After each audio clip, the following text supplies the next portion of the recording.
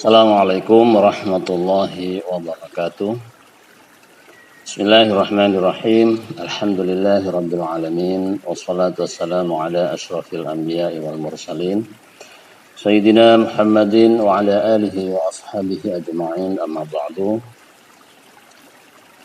Hadirin para pemirsa, khususnya murid-muridku, Bapak Ibu orang tua.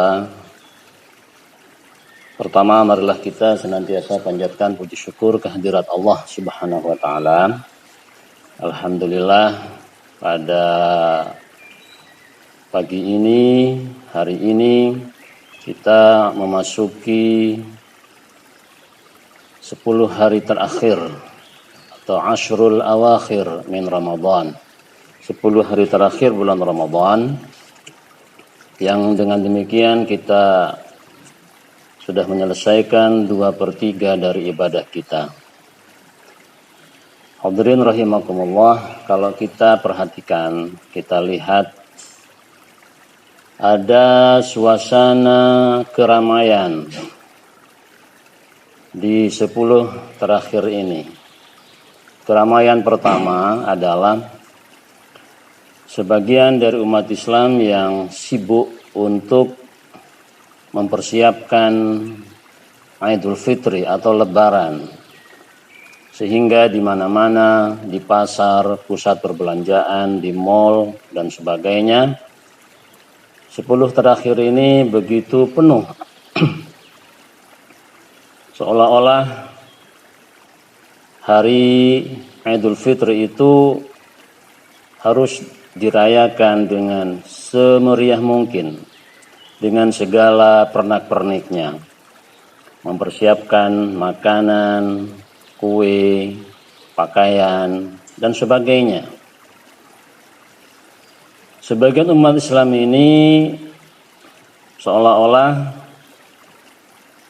tidak mengevaluasi atau belum mengevaluasi bagaimana 2/3 yang sudah berjalan dan 1/3 yang akan dilalui, sehingga pikiran, tenaga, dan sebagainya fokus kepada mempersiapkan Lebaran. Yang kedua, dan ini sudah mulai muncul kesadaran, sebagian umat Islam justru mulai mengevaluasi 2/3 perjalanan Ramadan yang sudah dilaluinya, dan bagaimana 1/3 yang akan dihadapi ini harus lebih baik. Dan memang itu yang dianjurkan oleh Rasulullah sallallahu alaihi wasallam, bahwa Rasulullah pada 1/3 terakhir bulan Ramadan mempersiapkan diri sebaik mungkin. Hadirin rahimakumullah, oleh karena itu maka kita tanpa mengecilkan perayaan Idul Fitri dengan gegap gempitanya itu, mari kita evaluasi, introspeksi, kita isi 10 terakhir Ramadan ini dengan ibadah-ibadah melebihi 2/3 sebelumnya. Hadirin rahimakumullah, sebagaimana kita ketahui bahwa Lailatul Qadar sangat dimungkinkan turun di 10 hari terakhir, malam-malam 10 hari terakhir. Sebagaimana kita jamak kita ketahui, firman Allah dalam Al-Quran, A'udzubillahi minasyaitonirrajim, Bismillahirrahmanirrahim, Lailatul Qadri khairum min alfi syahr. Lailatul Qadar lebih baik dari 1000 bulan. 1000 bulan itu kalau kita tahunkan bagi 12 bulan kurang lebih 83 tahun. Beribadah pada malam itu nilainya lebih dari 83 tahun. Tanazzalul malaikatu warruhu fiha biizni rabbihim. Pada malam itu malaikat turun. Warruh, dan kepala malaikat yang mendapat gelar malaikat ar-ruh, yaitu malaikat Jibril juga turun.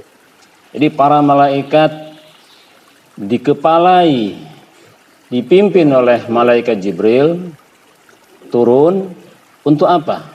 Min kulli amr, untuk membawa segala urusan, mencatat amal ibadah para hamba Allah. Hadirin rahimakumullah. Oleh karena itu, marilah kita songsong malam Lailatul Qadar ini dengan apa yang Rasulullah contohkan. Hadirin rahimakumullah. Mungkin sebagai ilustrasi, umat terdahulu pada zaman Nabi Nuh misalkan, Nabi Nuh diberikan umur yang sangat panjang, 950 tahun. Mungkin kita ngiri kepada Nabi Nuh. Ngiri bukan semata-mata umurnya panjang, tetapi ngiri ibadahnya Nabi Nuh. Ya kurang lebih 950 tahun. Luar biasa. Tetapi kita umat Islam jangan khawatir. Allah begitu sayangnya kepada umat Islam. Allah karuniakan satu malam di 10 terakhir ini Lailatul Qadar yang nilainya lebih dari 83 tahun. Artinya seandainya setiap tahun kita dapat Lailatul Qadar 10 tahun saja, berarti umur ibadah kita sudah 830 tahun, mendekati ibadahnya Nabi Nuh. Coba berapa puluh tahun kita berpuasa bagi kita yang mungkin sudah diberikan umur panjang, 50 tahun, 40 tahun, 60 tahun umurnya, dan mereka atau dia berpuasa berapa puluh tahun. Coba kalau 20 tahun setiap tahun mendapatkan Lailatul Qadar kali 83 tahun, maka umur ibadahnya 1660 tahun. Melebihi umur ibadah Nabi Nuh. Masya Allah, luar biasa. Hadirin rahimakumullah. Oleh karena itu, mari kita mencontoh apa yang Rasulullah Sallallahu Alaihi Wasallam lakukan. Dalam hadis diterangkan bahwa 10 malam terakhir itu ada 3 yang Rasulullah lakukan. Pertama adalah syadda mi'zarahu, mengencangkan atau mengikat kain sarungnya. Ini bahasa kinayah, bahasa kiasan. Maksudnya apa? Rasulullah tidak bercampur, tidak bergaul, tidak berkumpul dengan istrinya di tempat tidur. Kemudian yang kedua yang Rasulullah lakukan adalah ahya lailahu, menghidupkan malamnya. Yang dimaksud menghidupkan di sini adalah mengisinya dengan ibadah-ibadah tambahan selain salat tarawih, yaitu i'tikaf, salat tahajud, zikir, dan sebagainya. Itulah yang sering kita dengarkan bahwa Rasulullah bersabda, man qama Ramadan, siapa yang mendirikan Ramadan.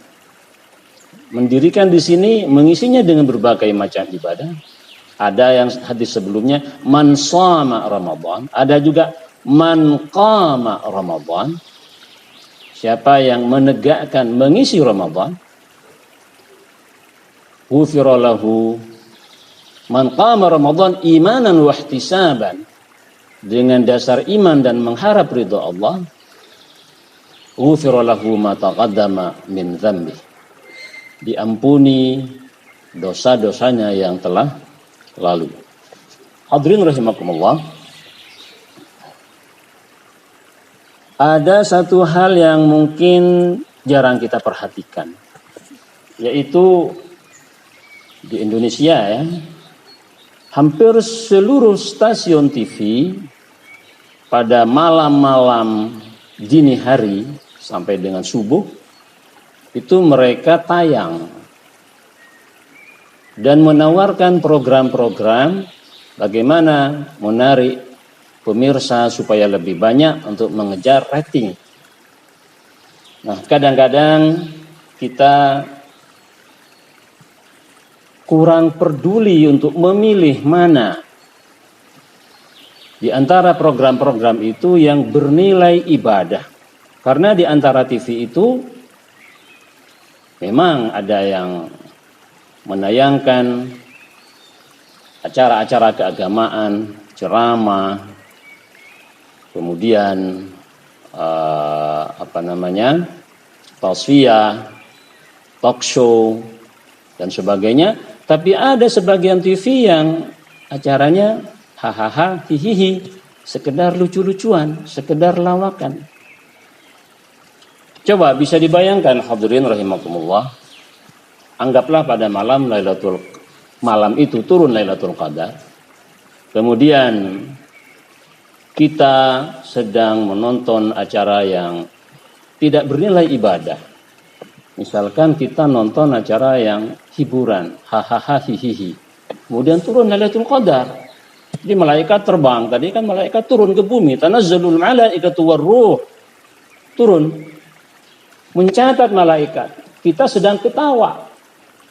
Maka nilai ketawa kita lebih baik dari nilai ketawa 83 tahun. Coba bayangkan, ilustrasinya barangkali seperti ini. Sebuah film isinya hanya ketawa 83 tahun, durasinya 83 tahun. Misalkan film diputar, tiba-tiba ketika diputar isinya hihihihihi, hahaha. Masya Allah. Itu bagaimana film itu isinya cuma hahaha, hihihi, 83 tahun. Atau kita tidak menonton TV, kita tidur malam itu. Kita ngorok, suaranya kenceng. Coba kalau difilmkan, itu durasi film isinya ngorok selama 83 tahun. Masya Allah. Atau maaf, tidak sekedar ngorok, misalkan ngeces, keluar air liur. Coba itu, berapa tangki itu, berapa berapa barel, berapa ember, Masya Allah.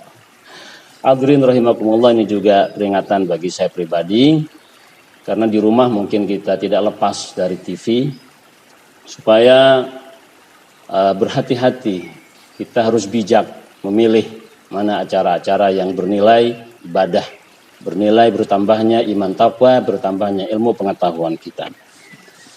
Hadirin rahimakumullah, mungkin yang terakhir, yang terakhir, karena banyak umat Islam membarengkan, mengeluarkan zakat di bulan Ramadan. Sebaiknya kita rinci betul berapa zakat yang harus kita keluarkan. Sebenarnya perhitungannya sederhana, yaitu 2,5% secara umum. Perdagangan, zakat profesi, diukur dengan nilai minimal atau nisab, nilai minimal jumlah gram emas 83,6 gram. Anggaplah dibulatkan ke bawah kan 83 gram. Harga emas sekarang, emas antam, kurang lebih 930.000. Maka muncul angka kali 83 kurang lebih 77 juta. Jadi bagi hadirin rahimakumullah yang sudah di rekeningnya, tabungannya sudah mencapai 77 juta, maka harus jujur dikeluarkan 2,5%. Yang lain-lain mungkin jarang, mungkin ada sih. Punya unta 5 ekor, hadiahnya 1 ekor kambing. Punya sapi 30 ekor, hadiahnya seekor sapi. Punya kambing 40 ekor, hadiahnya seekor kambing. Atau hasil pertanian yang irigasinya alami, dari hujan atau pengairan dari sungai tanpa biaya, zakatnya 10%. Dan setiap panen lagi, nggak mesti 1 tahun atau haul. Tetapi yang memakai biaya, pakai sumur bor misalkan, pakai biaya, mesin air, mesin pompa, itu zakatnya 5%. Tapi itu jarang.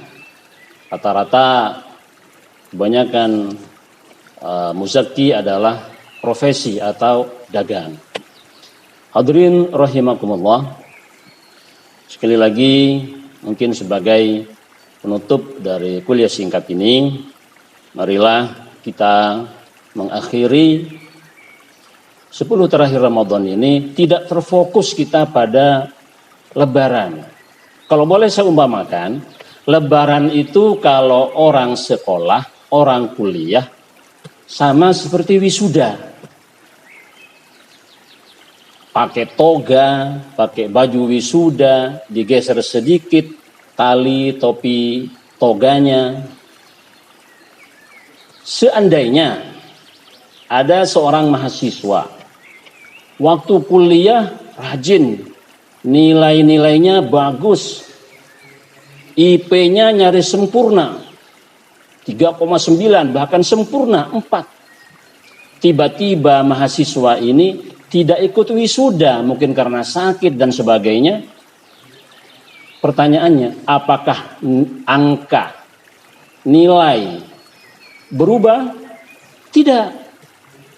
Tetap hasilnya bagus karena dia rajin.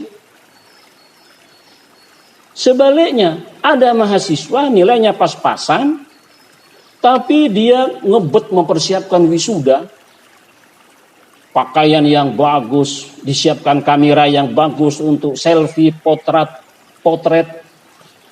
Tapi ijazahnya ya seperti itu nilainya. Kira-kira seperti itulah puasa kita. Masa kuliahnya, masa pendidikannya 30 hari. Kurikulumnya salat wajib, salat sunnah, salat tarawih, tadarrus, sedekah, menjaga lisan, zakat, dan sebagainya. Terus nanti misalkan pas Idul Fitri, karena sesuatu alasan tidak sholat, apakah nilai puasanya berubah? Tidak. Hadirin rahimakumullah. Bukan berarti menyepelekan sholat Idul Fitri, bukan. Sholat Idul Fitri adalah sunnah muakkadah. Ya, tapi itulah kadang-kadang di negara kita 10 terakhir itu lebih kentara tradisinya, tradisi menyambut Idul Fitrinya daripada menyempurnakan ibadah yang maksimal di 10 terakhir bulan Ramadan. Hadirin rahimakumullah, mudah-mudahan kita telah selesai Ramadan seperti yang Rasulullah sabdakan, kasobiyyi, seperti bayi anak kecil, kama waladathu ummuhu, yang baru dilahirkan oleh ibundanya. Amin ya rabbal alamin. Mudah-mudahan puasa kita Allah terima. Taqabbalallahu minna wa minkum, taqabbal ya karim. Rabbana taqabbal minna salatana wa siyamana wa qiyamana wa ruku'ana wa sujudana wa takhashu'ana wa tadarru'ana wa ta'abbudana wa tammim taqsirana ya Allah ya arhamar rahimin. Kurang lebihnya mohon maaf. Bil taufiq wal hidayah. Assalamualaikum warahmatullahi wabarakatuh.